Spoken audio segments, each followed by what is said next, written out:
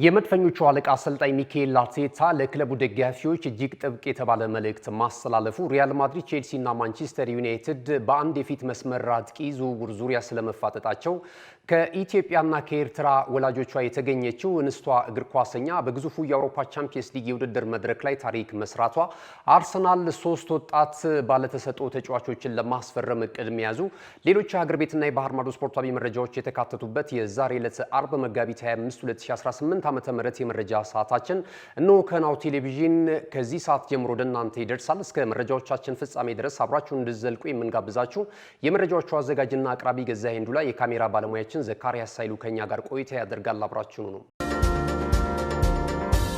ወደ ቀዳሚው መረጃችን ስናልፍ የሴቶች አውሮፓ ቻምፒየንስ ሊግ ወሳኝ ምዕራፍ ላይ ደርሷል። ከትላንትና በስቲያም የተለያዩ መረጃዎችን ስንሰጣችሁ ነበር። የሩብ ፍጻሜ የተወሰኑ ጨዋታዎች ተከናውነው ነበር። ትላንት ደግሞ ቀሪ ጨዋታዎች ተከናውነው አራቱ ወደ ግማሽ ፍጻሜ ያለፉ ክለቦች የተለዩበት ምሽት ነበረ ማለት ይቻላል። እንግዲህ ትውልደ ኢትዮጵያዊ ወይም ደግሞ የኤርትራ የዘራረግ ያላት ሊሊ ዮሐንስ እጅግ በጣም ደምቃ ያመሸችበት ምሽት ነበረ በሊዮን ማሊያ ማለት ይቻላል ማለት ነውና ትላንትና እንግዲህ ከተደረጉ የአውሮፓ ቻምፒየንስ ሊግ የግማሽ ፍጻሜ ሁለት ጨዋታዎች መካከል አንደኛው በፈረንሳዩ ክለብ ሊዮን እና እንደዚሁም በጀርመኑ ክለብ ኦልቭስበርግ መካከል የተደረገው ጨዋታ ነው።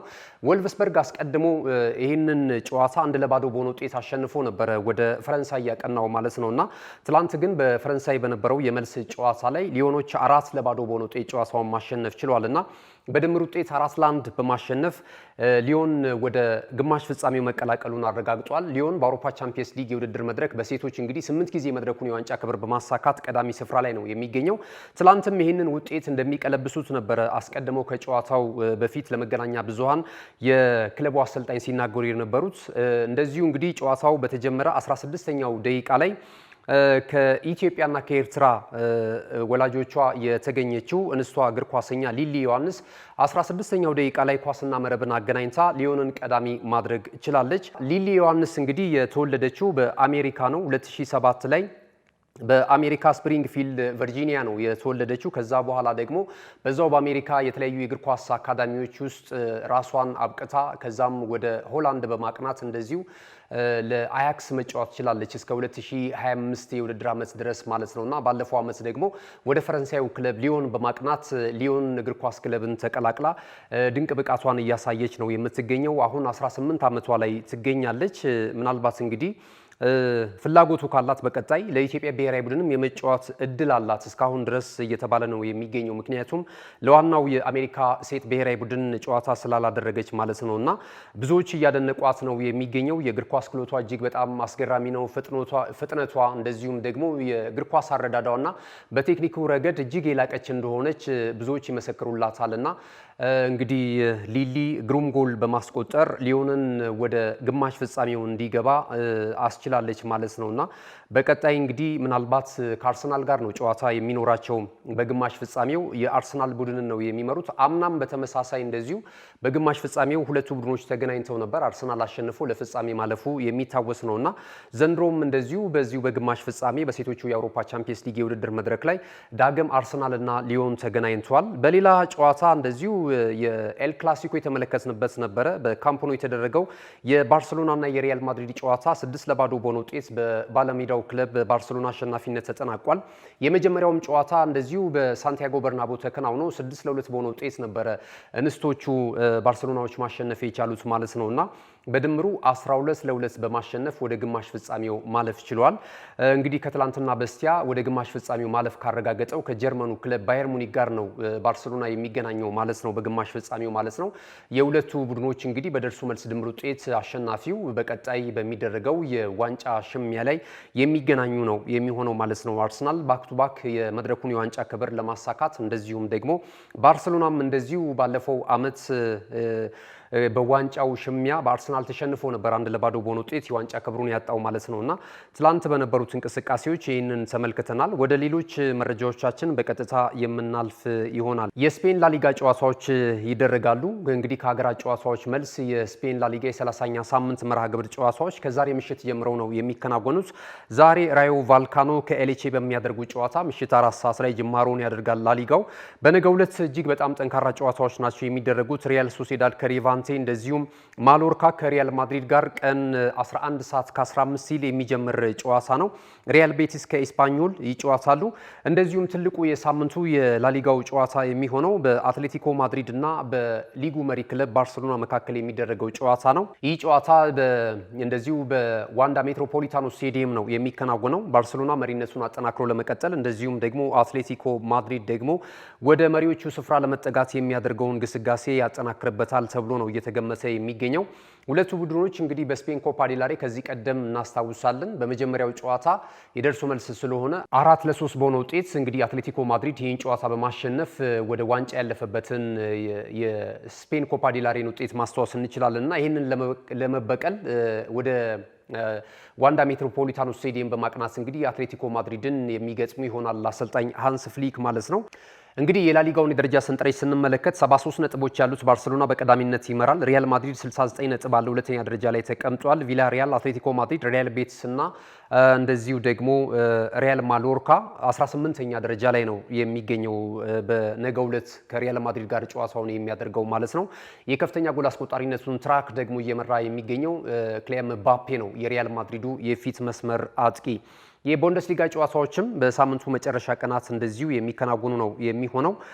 እንግዲህ የ28ኛ ሳምንት መርሃ ግብር ላይ የደረሰው የባየር ሙኒክን መሪ ስፍራ ላይ አስቀምጧል።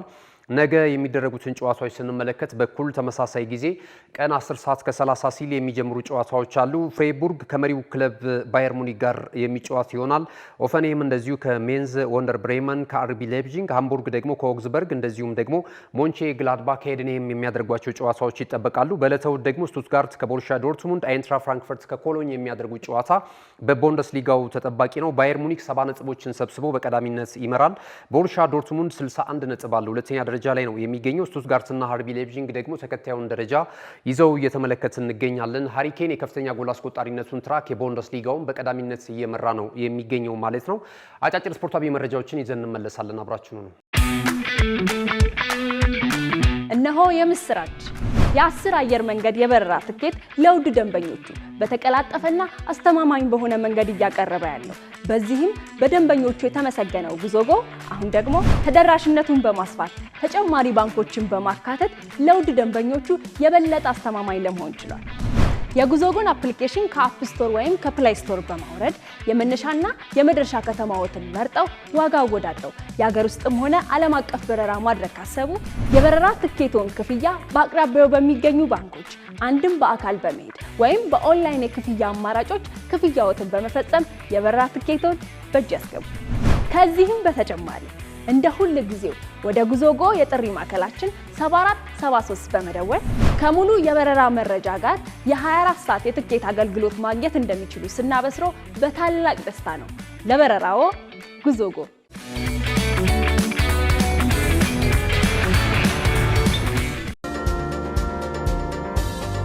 ክቡራትና ክቡራን ተመልካቾቻችን የመረጃችን የመጨረሻው ምዕራፍ ላይ ደርሰናል። ከዚህ ሰዓት ጀምረን ደግሞ አጫጭር ስፖርታዊ መረጃዎችን ወደ እናንተ እናደርሳለን። አጫጭር መረጃችንን ቀዳሚ የምናደርገው የአርሰናልን መረጃ ነው። የመድፈኞቹ አለቃ አሰልጣኝ ሚካኤል አርቴታ ደጋፊዎቹን በተመለከተ የተለያዩ መልእክቶችንና እንደዚሁ ሀሳቦቹን ገልጿል። እንግዲህ ከቀናቶች በፊት በርካቶቻችን በተለይ አርሰናል ደጋፊዎች እንደሚያስታውሱት በውድድር ዓመቱ የመጀመሪያውን የዋንጫ ክብር ያሳካበታል ተብሎ ተስፋ የተጣለበት የሊግ ካፕ የዋንጫ ክብርን በማንቸስተር ሲቲ ተሸንፎ የዋንጫ ክብሩን ማጣቱ የሚታወስ ነውና ነገር ግን ደግሞ አሁን ገና 3 የውድድር አይነቶች አሉት። ፕሪሚየር ሊጉ፣ ኤፍኤ ካፕ እና የአውሮፓ ቻምፒየንስ ሊግ የውድድር መድረክ ማለት ነውና ለክለቡ ደጋፊዎች እንግዲህ መልእክቱን ሲያስተላልፍ አሰልጣኝ ሚካኤል አርቴታ ምንድነው ያለው? በእኛ ሁልጊዜም እምነት ሊኖራቸው ይገባል። በእርግጥ ያለፉትን አመታቶች ብዙ ጊዜ ታግዘውናል። እኛም ደግሞ በቻልነው መጠን የመድረኩን የዋንጫ ክብር ለማምጣት ወይም ትልልቅ የዋንጫ ክብሮችን ለማሳካትና ደጋፊዎቻችንን ለማስደሰት ሙሉ የቡድን አባላቱ ከፍተኛ ጥረት ሲያደርጉ ቆይተዋል። ነገር ግን ደግሞ አልተሳካልንም። ዘንድሮ ግን እመኑኝ አንድ የዋንጫ ክብር ወይም ደግሞ ተጨማሪ የዋንጫ ክብሮችን ለአርሰናል ደጋፊዎች የምናመጣበት ጊዜው አሁን ነው የሚል አስተያየቱን ሰጥቷል ማለት ነውና ደጋፊዎች በእኛ እምነት ሊኖራቸው ይገባል። ደጋፊዎቹንም ለማስደሰት የአሰልጣኝ ስታፍ አባላት ተጫዋቾችም ከፍተኛ ጥረት በማድረግ ላይ ነው የሚገኙት። በተለይ የሊጉን የዋንጫ ክብር እንደምናሳካ በእኛ ላይ እምነት መጣል አለባችሁ፣ በእኛ ላይ እምነት ማሳደር አለባችሁ የሚል የሚል መልእክት አስተላልፏልና የውድድር ዓመቱ እስኪጠናቀቅ ድረስ ቡድኑ በሚያደርጋቸው ጨዋታዎች ሁሉ ባላችሁበት ቦታ ሆናችሁ ስቴዲየምም የመግባት እድሉ ያላችሁ እንደዚሁም ደግሞ ከያቅጣጫው ከተለያዩ ዓለማት ሆናችሁ የምትደግፉን ደጋፊዎቻችን ትዕግስት አድርጋችሁ ጠብቁን፣ በእኛ ላይ እምነት ይኑራችሁ የሚል አስተያየት ነው የሰጠው ማለት ነውና ዘንድሮ እንግዲህ ከ20 ምናምን ዓመታት በኋላ የሊጉን የዋንጫ ክብር ለማሳካት በአሰልጣኝ ሚካኤል አርቴታ ስር በጥሩ ቁመና ላይ ይገኛሉ መድፈኞቹ። ከተከታያቸው ማንቸስተር ሲቲ የ9 ነጥብ ልዩነት አላቸው። ይህንን ለማጥበብ እንግዲህ በሚቀጥለው ሳምንት ጀምሮ በሚደረገው የ32ኛ ሳምንት መርሃ ግብር እንደዚሁ በሜዳቸው በርንማውዝን በመግጠም ነው የሚጀምሩት። በዛ መርሃ ግብር ላይ ደግሞ ተከታያቸው ማንቸስተር ሲቲ እንደዚሁ ጠንካራ ጨዋታ ያደርጋል ከቼልሲ ጋር በስታንፎርድ ብሪጅ የሚደረግ ጨዋታ ነው። ምናልባት በዛኛው ሳምንት ላይ ራሱ በሚቀጥለው ሳምንት ደግሞ 33ኛ ሳምንት መርሃ ግብር ላይ እንደዚሁ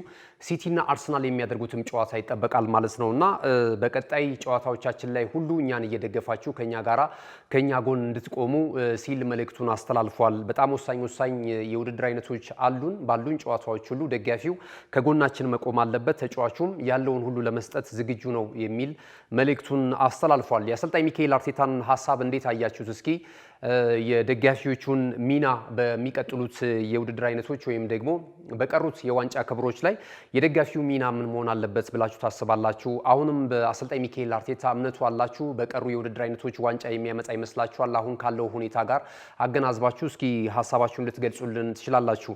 ወደ ሌላው መረጃ ስናልፍ ሪያል ማድሪድ፣ ቼልሲ እና እንደዚሁም ደግሞ ማንቸስተር ዩናይትድ በአንድ የፊት መስመር ተጫዋች ዙሪያ በዝውውር ዙሪያ ማለት ነው እንግዲህ ስለመፋጠጣቸው እየተገለጸ ነው የሚገኘው። ይሄ ተጫዋች ንብረትነቱ የአስተን ቪላ ነው።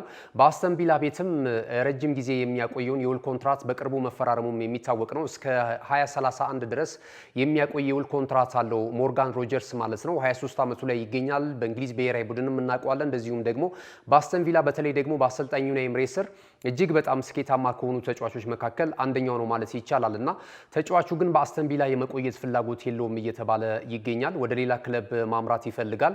የውል ማፍረሻውን ለሚከፍሉ ክለቦችም አስተን ቪላም የመልቀቅ ፍላጎት እንዳለው እየተገለጸ ይገኛል። ምክንያቱም አንዳንድ እንቅስቃሴዎችን እየተመለከቱበት እንዳሉ የተገነዘቡ ነው የሚመስሉት አስተን ቪላዎች። ስለዚህ እንግዲህ የዚህን ተጫዋች ፊርማ ለማግኘት ደግሞ የፕሪሚየር ሊጉ ተሳታፊ ክለቦች ቼልሲ እና ማንቸስተር ዩናይትድ የተጫዋቹን ፊርማ ለማግኘት ከፍተኛ ጥረት በማድረግ ላይ እንደሚገኙ እየተገለጸ ነው የሚገኘው። በተለይ ሪያል ማድሪድም የዚህ ተጫዋች ፈላጊ ሆኖ መጥቷል። እንግዲህ በመጪው የክረምት የዝውውር መስኮት ላይ የትኛው ክለብ ይህንን ተጫዋች ያስፈርመዋል የሚለው ነገር የሚጠበቅ ነው የሚሆነው።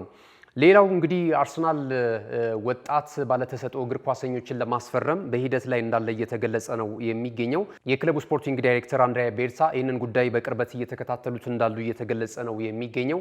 እነዚህ ወጣት ባለተሰጥኦ እግር ኳሰኞች ለጀርመኑ ክለብ አይንትራ ፍራንክፈርት በመጫወት ላይ የሚገኙ ናቸው ተብሏል። አብዛኞቹ ወጣቶች በተለያዩ ታላላቅ ክለቦች እየተፈለጉ እንደሚገኙ ነው እየተነገረ የሚገኘው። አንደኛው ናትናኤል ብራውን የተባለ የተከላካይ ስፍራ ተጫዋች ነው። 22 ዓመቱ ላይ ይገኛል። እጅግ በጣም ድንቅ ተሰጥኦ እንዳለው ትልልቅ ክለቦችና እጅግ በጣም ስም ያላቸው መልማዮች ጭምር እየመሰከሩለት ነው የሚገኘውና አንደኛው ይሄ ተጫዋች ነው። እሱም ተጫዋች እንግዲህ ንብረትነቱ የአይንትራ ፍራንክፈርት ነው ብያቸዋለሁ። ከዛ ባለፈ ደግሞ እንደዚሁ ኬኔት ኤቾር የተባለ የ16 ዓመት ወጣት ባለተሰጥኦም እንደዚሁ ጨምሮ ለማምጣት ፍላጎት አላቸው ከዚያው ከአይንትራ ፍራንክፈርት።